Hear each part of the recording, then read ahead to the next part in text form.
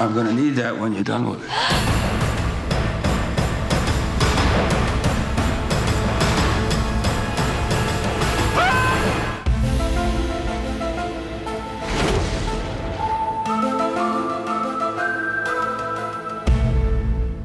In season 7, we really wanted to get back to business, to the mythology, and to telling good, scary stories again.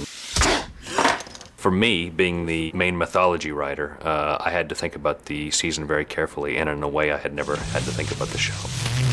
So, season 7, we are trying to scare you in ways we've never scared you before.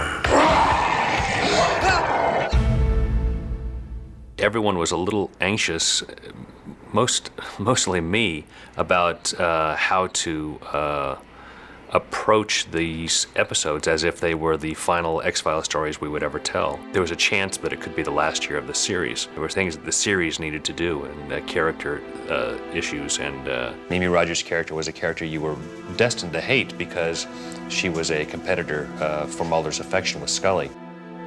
When I got the script for the 6th Extinction, it was by far the most I had had to do in an episode. It was so funny because about 3/4 of the way through, it occurred to me, uh-oh, this is way too good. I have too much to do. They're going to kill me, which is, of course, what happened. It was a very emotional episode, and we had actually tried to play to David Duchovny's desire to have his character explore something, a different dimension or a different depth, a different emotional range of his character. There was this great shot where we pull back from the cigarette-smoking man, and as we pull back, we see the matte painting of the end of the world, which was all computer-generated. And spaceships coming in, and then fly over camera. It really shows you the magic of movies. That's real movie magic.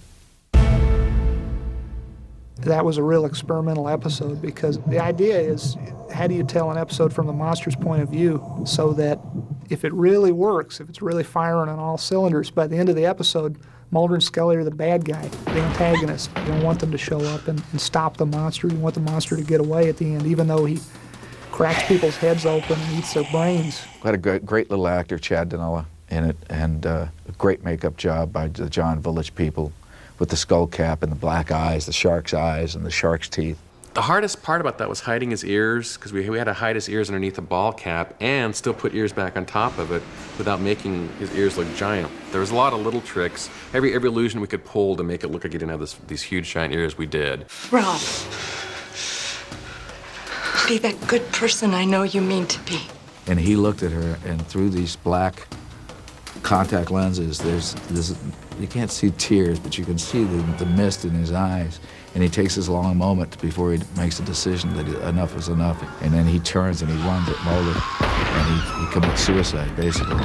And again, just like in Leonard Betts, trying to root that in an emotional place and give him some soul. I can't be something I'm not.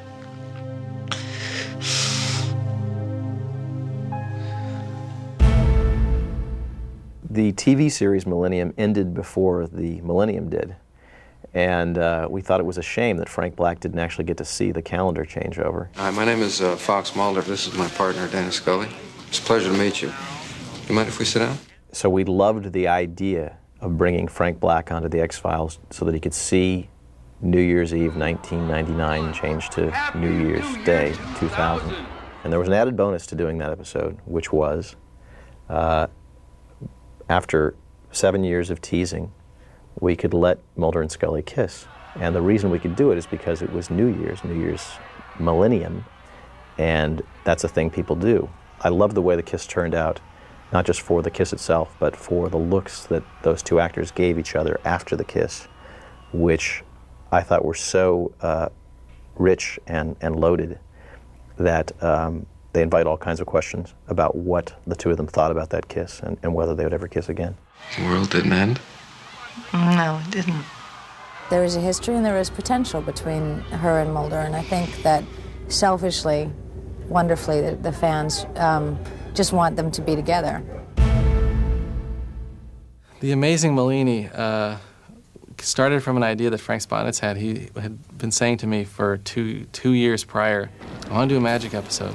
He felt from the beginning there was something in magic and the idea of illusion as an X-File and whether magic is real or not. The key to that show for me was the casting of Ricky Jay, who I had been a fan of for many years. Chubia. And we really designed that character and wrote his voice specifically for Ricky. This will be my greatest show ever. Right on. We had to do a head cast of Ricky Jay. We had very little time to do this effect. I'd say 4, maybe 5 days tops, which really isn't an adequate amount of time to do a fake head like that, especially the level of detail. Let me just grab him here. Here we go. Here's Ricky right here. There's a scene where he's in the car. Mr. Maleeni. One of the actors just shakes him. The head kind of falls off onto the ground. And we had to do this on cue, so we thought the easiest way to do it was with electromagnet. You really can't see it, but there's like a little plate here on this part of the body, a little metal thing that's hidden by all this kind of gruesome stuff. And on the other stump, there's like a very strong electromagnet that this is placed onto that would really hold while you shaked it. And we just hit a switch, and that allowed it to fall over on cue, which worked surprisingly well. Snakes, they were real rattlesnakes, but our snake handler, Jules, would sew their mouths closed. And that sounds worse than it is. Rattlesnakes have ready-made holes in the plates of their jaws. And you can just put a little 4-pound monofilament through those holes. They don't feel a thing. And they can still stick their tongues out, but they can't open their mouths to bite you, or so they say. His hand is just for where the shoelace is, right here. As soon as that gun hits you, let him go. David had the snakes all over him. He never complained. Some of them were rubber snakes. I'll let you in on a little secret. But we did have one rattlesnake. When David was on the ground, we had a rattlesnake come right up in here, and that little snake came up and looked in David's eye. David looked back at that snake. And you have to have a lot of faith in Jules and that knot he tied, because that knot slips and bang, you got fangs in here and you're in real trouble.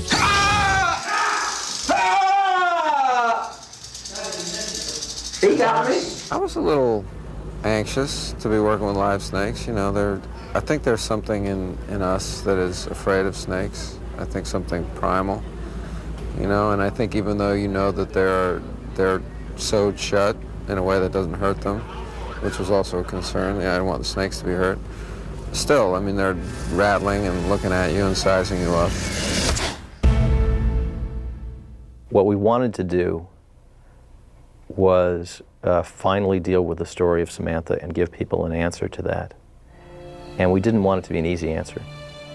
So we thought the more emotionally honest thing to do, without damaging what Chris has in mind for the end of the series, was to give the answer then and there that Samantha was indeed dead.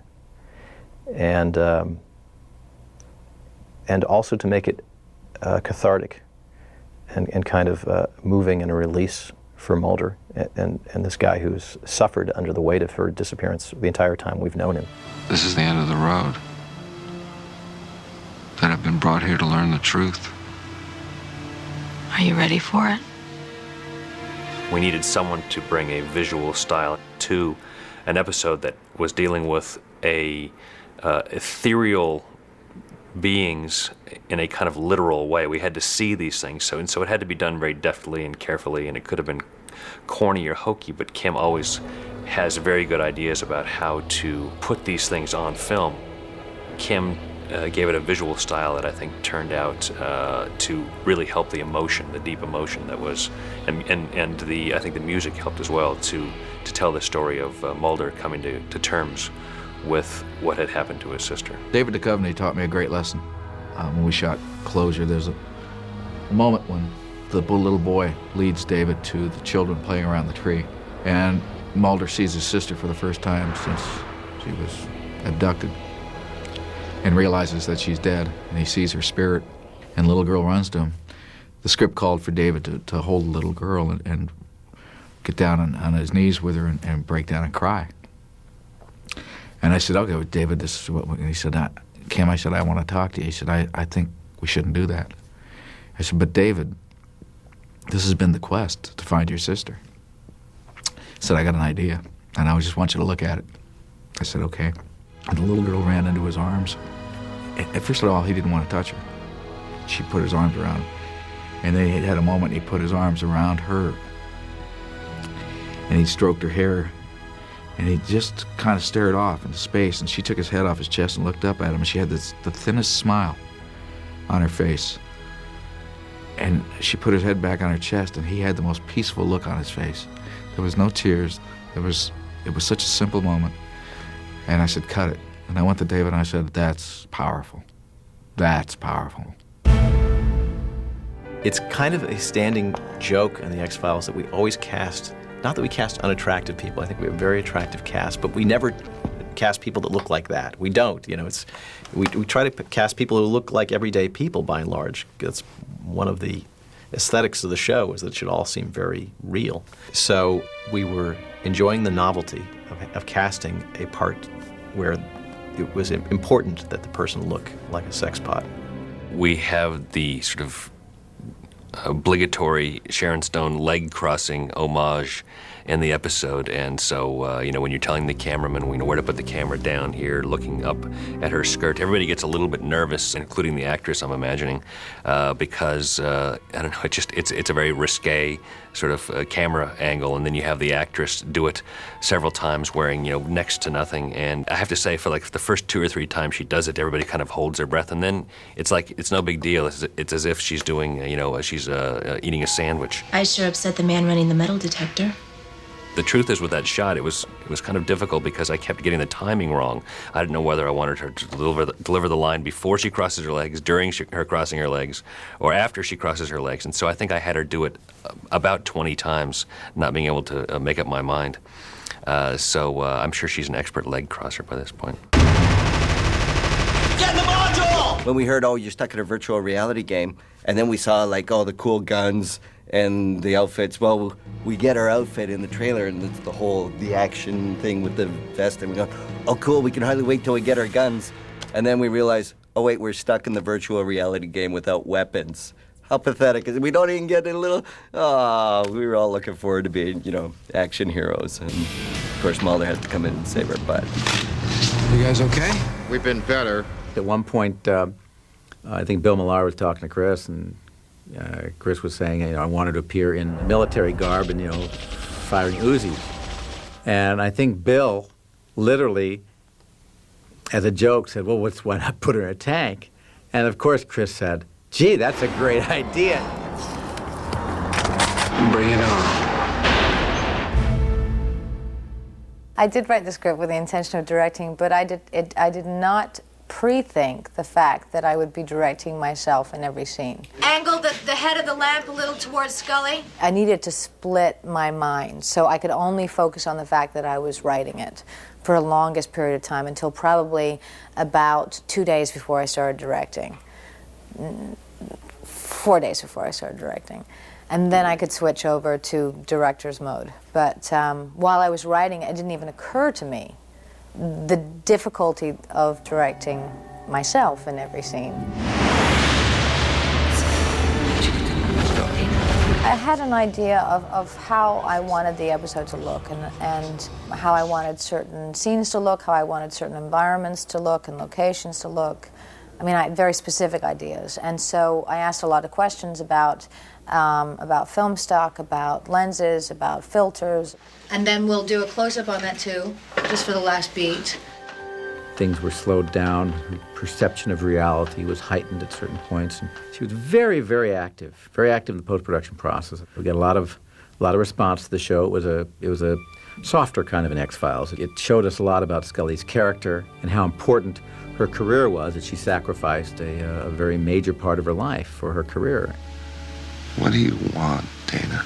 There were certain aspects of writing that were harder. I was just as surprised with how easy some aspects were as I was with how hard other aspects were. And the hard part was finding ways to mold my story and my vision into what is acceptable as an X-File without making it stagey or predictable or too new agey, or, you know, it was a very fine line, a fine balance between making it truly within the realm of possibilities, but at the same time making it X-File worthy.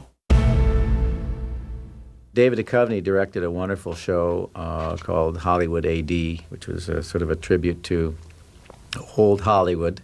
It was very, very funny. Of course, Gary Shandling and Téa Leoni play Mulder and Scully in the feature version of the X-Files. 7 long years I've been waiting for just the right moment, Scully. You're a sick man, Mulder. The thing that's attractive about directing the X-Files is that it's like directing a movie, even though you've got really severe time constraints on you. So you're trying to direct like a big feature film in 11 days or half of one. I mean, that's good too, because I think once you've survived, you know, your 11 days on the X-Files shooting, you can pretty much do anything. Where are you now? I'm right underneath you. I'm in LA at the same hotel as you, right below you and Agent Scully. Fetterman got me a associate producer credit on the movie. AP Skinner, huh? The actual case is kind of serious, even though, you know, there's spots of humor throughout, but the idea of this Lazarus bowl, or this bowl that has Jesus' words in it when he raised Lazarus and can still do the same thing, is kind of pursued as a serious X-File within the show. I knew that, you know, you had to have like a real X-File to sustain it, and that's actually what took me the longest time, was once I got the idea of Skinner selling a movie to Hollywood, what is the actual X-File that Mulder and Scully are working on? Excuse me, Mr. DiCaprio. Yes. I have a question on that. When I do this scene, where I say, here's the deal. Okay, Gary. You give me. Gary, we've already shot this scene. We're not going to shoot this again? No. We're all done with that scene? Yeah, we already shot the scene. Oh, I didn't realize you're in the middle of an interview or something? Okay, because then I want to ask you about something. Yeah. Sorry. It's okay. Excuse me. Yeah, Mulder. Agent Mulder? Listen, who do you see playing you in the movie? How about Richard Gere? The original idea was because, you know, when I was starting acting, people would compare me to Richard Gere, so I thought, and we used to always have the joke on set that, you know, that when they do the movie, it's going to be Richard Gere and Jodie Foster. So I originally wrote the teaser for Richard Gere and Jodie Foster, and then I just started to think about it, and I thought, you know, it'd be just so much funnier with Gary and Téa. I'm playing, can you guess? Mulder. No, I'm playing Scully in the movie inside of the episode that my husband wrote. Téa Leoni, this is Agents Mulder and Scully. Nice to meet you. Nice to meet you. It's a pleasure. Big fan. I wanted this to be something that would embarrass Scully. That when Scully sees the on-screen Hollywood version of herself, she would be appalled. And also she wears this delightful little cross, and I'm wearing this, you know, Hollywood god-awful sort of thing. I'm in love with Assistant Director Walter Skinner. That's it, Scully. I just can't take it anymore. I thought Chris would want to direct this episode, just in case it was the last one. And he came to me, and originally at the beginning of the season he said he would do episode 22. And midway through the season, for some reason, he changed his mind and wanted me to do it. And I feel very honored. It has to end sometime. That time is now. I wrote the ending, the actual ending of the episode, only the day before it filmed, and I had held it back because I didn't want the cat to get out of the bag. I had sort of wanted to keep a secret what was going to happen. In fact, if this was going to be the series finale, I wanted it to be a secret, and there were lots of prying eyes. We had lots of leaks. We had spies and spoilers who wanted to let the news out on the internet before we had a chance to show the show. So this was a case where I waited right down to the last minute and slipped without anyone's knowledge of where we were going with the episode, because the script was incomplete as we were shooting it. I brought this scene, and the series could have very well ended there. I'm pregnant.